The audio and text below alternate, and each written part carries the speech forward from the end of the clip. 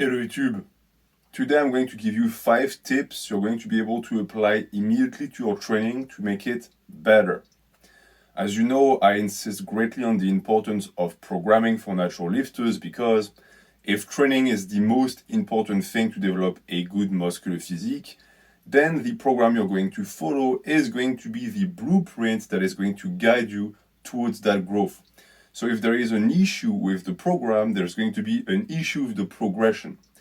But that is something that, even though it appears evident, might not be as easy as you might think to put into play. And it's something I realize the more with the years that pass, because even for me, who knows a ton about programming, I'm still always surprised at the discoveries I make. And therefore, I want to share it with you because I think that it's something that can immediately improve your ability to have a solid program. Because as you know, to me, a program is something that is constantly refined.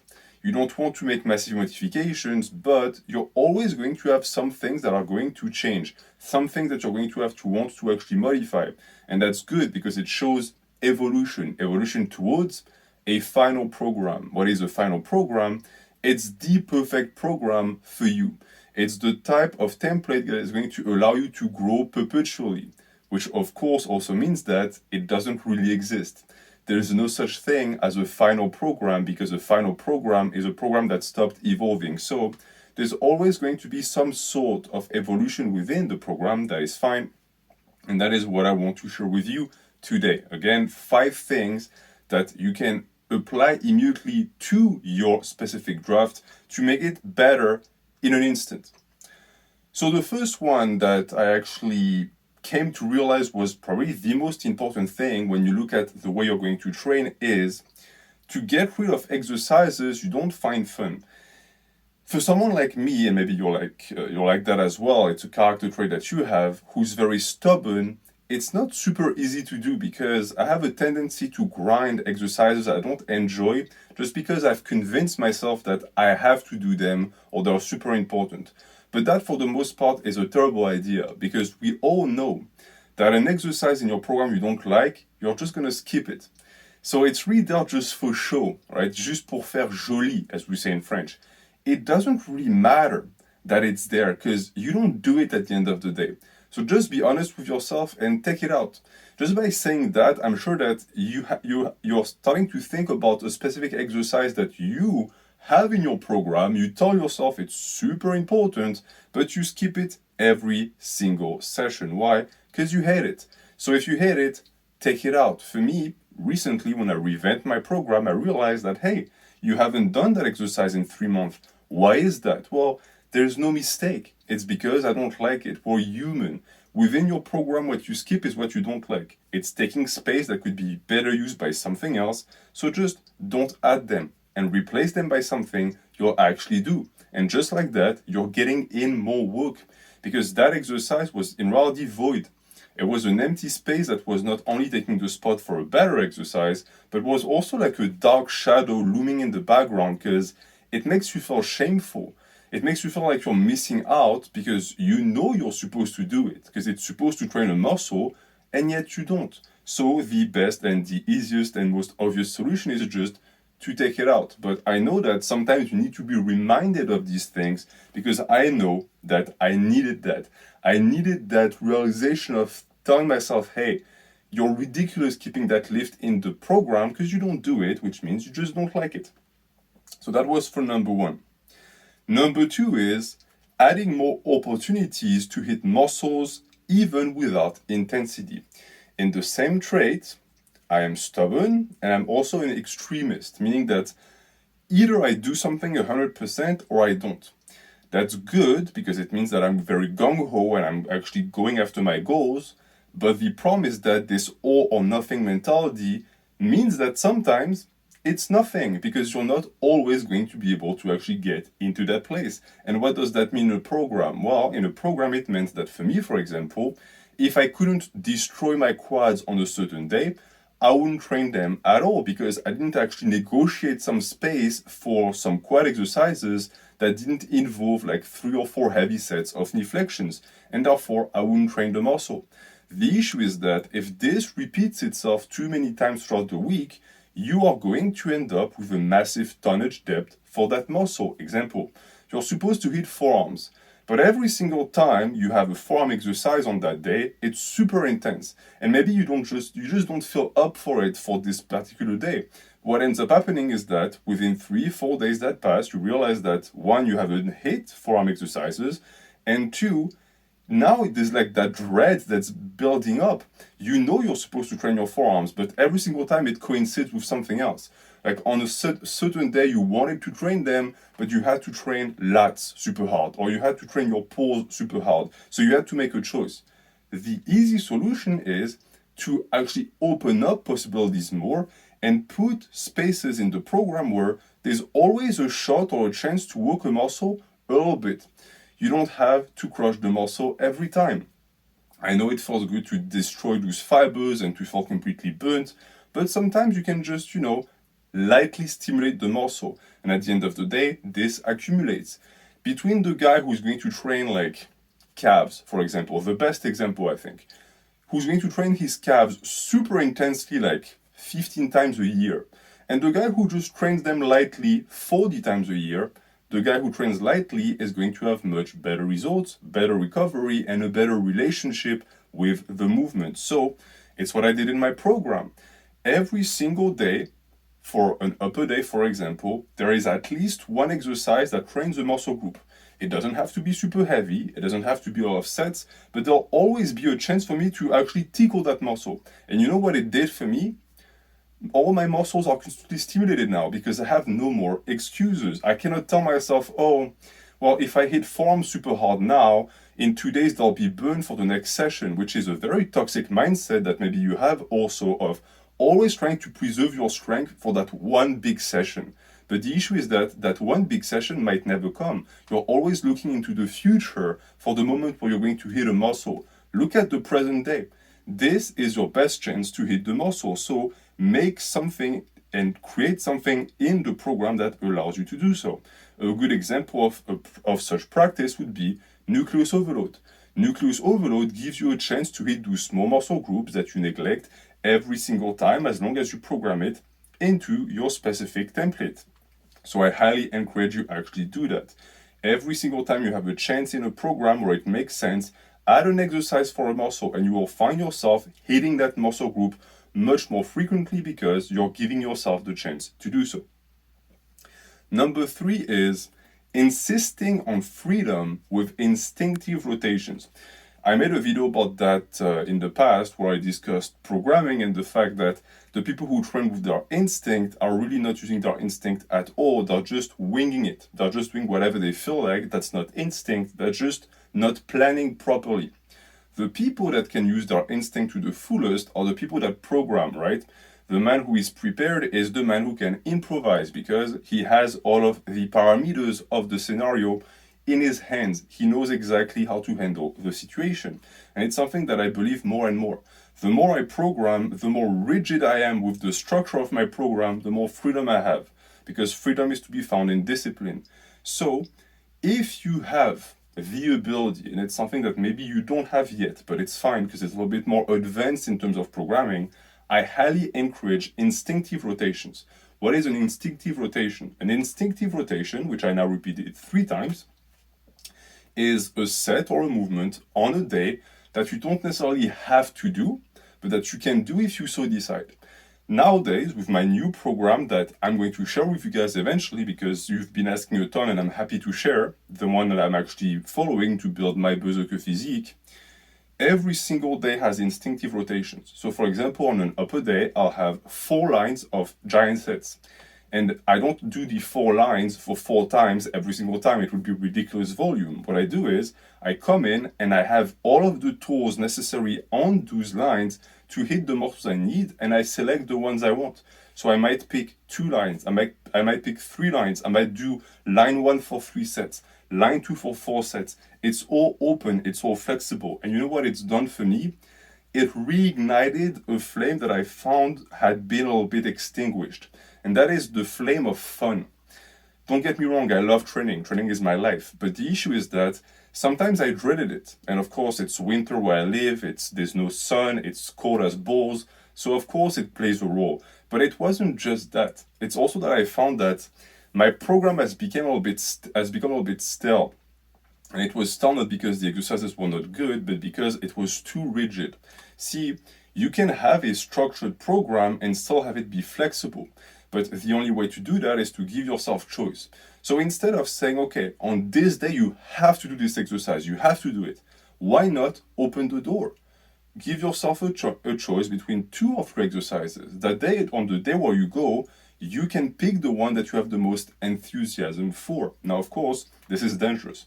It's opening Pandora's box, because if you don't do it properly, you're going to have, for example, 3 exercises that don't hit the same muscle, and you're always going to prioritize the muscle that you prefer, which means that your strong points are going to become even stronger and the weak points are going to become even weaker, which is why it needs to be exercises in the same line of specificity for the same muscle group.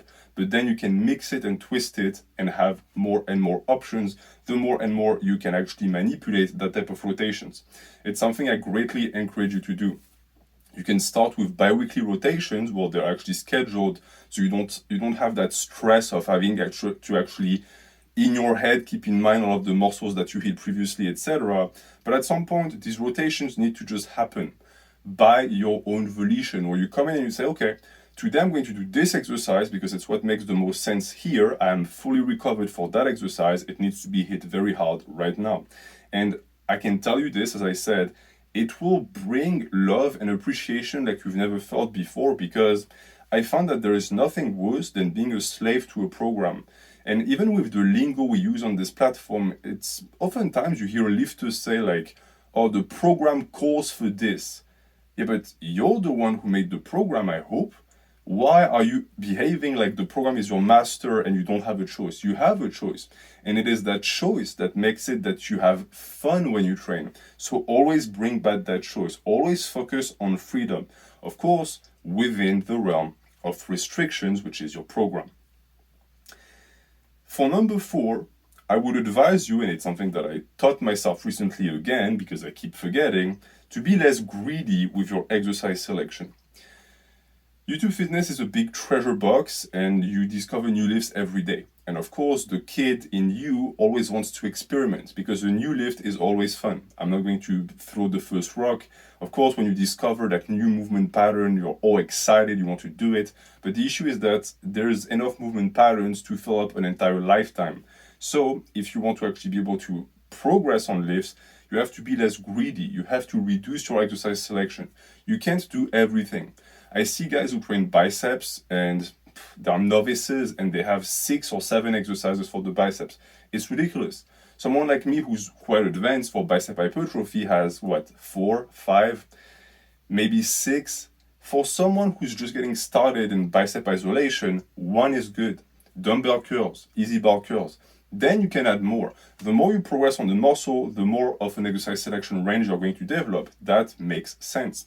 But don't start by looking at all of these toys and being confused and a little bit, in a sense, unfocused. I see that too many times as well. People who have lifting ADHD and they jump from one thing to the other and they don't realize that it's the reason why they don't progress as much as they actually would want. So don't be hesitant to be redundant. We talk a lot about reducing overuse injury via rotations, and that's very good. Variations of exercises are very important, but it doesn't mean that you have to do it all the time. If you find an exercise that suits you and has low injury rates, why not do it all the time? See, it's the Bruce Lee quote. I don't fear the man who did 1,000 kicks one time. I fear the man who did 1 kick 1,000 times. It's the same with bodybuilding. You will find that certain exercises just work. They just work. And when that's the case, don't go looking somewhere else. Right? You're happily married with the lift. Why are you looking for the competition? It's good to explore, to not die dumb, but if something works, it works. For me, a lift that I could give you as example is hyperextensions.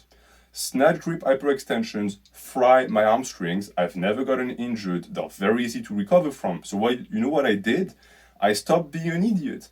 In my previous program, I had them programmed, I think, twice a week in rotations, so they were not obligatory. And I found out that I would do them almost never. I would do them maybe every 12 days, 15 days, and that's just no bueno because this is a great lift. I should be doing it all the time. So guess what I did? Now the hyperextension is programmed on every single lower body day. So every time I train legs, there is the possibility for me of doing hyperextensions. And guess what it does? I do them more often. Another example, calves. I'm going to actually update you guys on my calves gains because I actually got pretty good results from my training, but for a very long time I wasn't serious with it. And it's the same with the neck and the forearms. Why? Because I was not programming properly for these movements and for these muscle groups. There was no choice, there was no possibility for me to train them. I made myself feel better by telling myself, oh, well, it's in the program. But if you don't do it, it might as well not be in the program. That was my point number one. I know that many of you guys are culprits of that. You have calves in your program, but you never hit it. And yet you still have it in the program and it makes you feel better.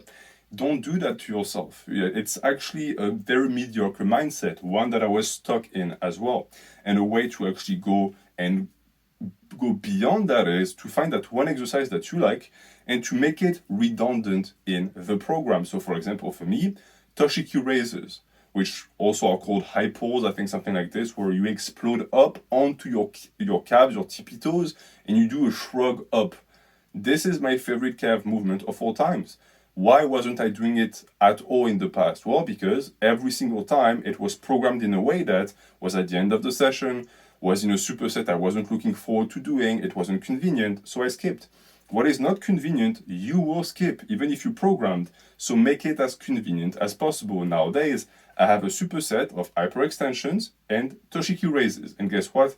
I do them all the time. And this is what I also encourage you to do. It's great to have a lot of lifts in your program, but don't hesitate to hyper focus on the ones that you like, because you should actually focus on what you love doing in the gym if you want to do it with regularity. And then number 5, which is a little bit of a contradiction, but you're going to see that there is nuances here. Don't hesitate to replace your main strength work, even if you feel like you are married to the lift. Example, let's say your main knee flexion work for strength, meaning the development of the potential to have more intensity so that it carries over to your volume and overall tonnage, is squats, normal high bar squats. Every single time on that specific lower body day, you start with your back squats. You are married to that lift. It's a good thing because you're going to progress, but it's quite rigid, and it's the type of rigidity we don't want because it restricts freedom. It's good to do that lift, but maybe you should give yourself an option. For example, what I did is I realized that just because it's my main movement doesn't mean that I have to do it every single week. I can take a week off. I'm not going to lose 50 pounds on the bar. So what I did is now I have a choice between squats or good mornings, because I love good mornings. So if I come in one day and I'm like, you know what? I feel like destroying my posterior chain and my lower back right now. I do good mornings instead. And it allows me to also take a step back from these lifts I've been doing for years and years, and again, build up love for them, make them fresh again. That way, when I go back to my back squats, I want to do them. I'm excited to do them. There's nothing worse than just going through the motion when you lift. Sometimes you have to do it because on that particular day, you just don't feel like it. But if it's every single time you do a lift, it's not a lift for you. You have to actually look somewhere else. And I know it's tough because we've been taught that the deadlift, the bench, the squat, all of these are very important. They are very important, don't get me wrong, but they're not the end all be all. They are movement patterns. They can be replaced. You can replace them with something else. Let's say you have your bench, but you also love push-ups. Hey, why not have a bench weighted push-up set? One day you come in, you don't feel like benching on your back, do your weighted push-ups. Your pecs are still going to grow from it. Your arms are still going to grow from it. It's not a death sentence. And by doing that, hopefully what it's going to do is it's going to make the program into a better experience for you. The program should be fun. Again, I'm repeating myself, but when you make your program, you should feel excited to train and to try it again. And it should last in time. That's the part that I came to realize as well.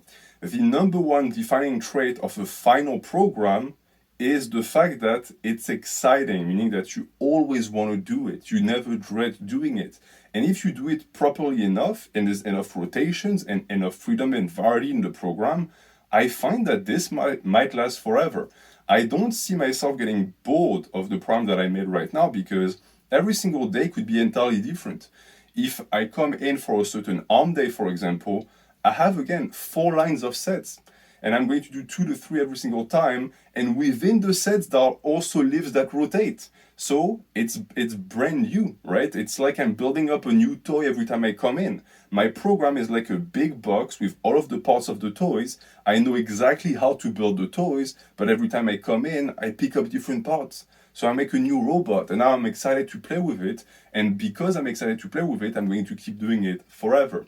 And keep in mind that the actual key to hypertrophy and the actual key to having a good physique is that it's the ability to put in the work day in and day out for years and years. So anything that is conducive to that is something you should embrace. And that is exactly what I've presented for you in this video with these 5 tips to fix your program and to make it and to help it actually hinge closer to its final form. And I'm going to leave you with that. Thank you for watching. Have a good night.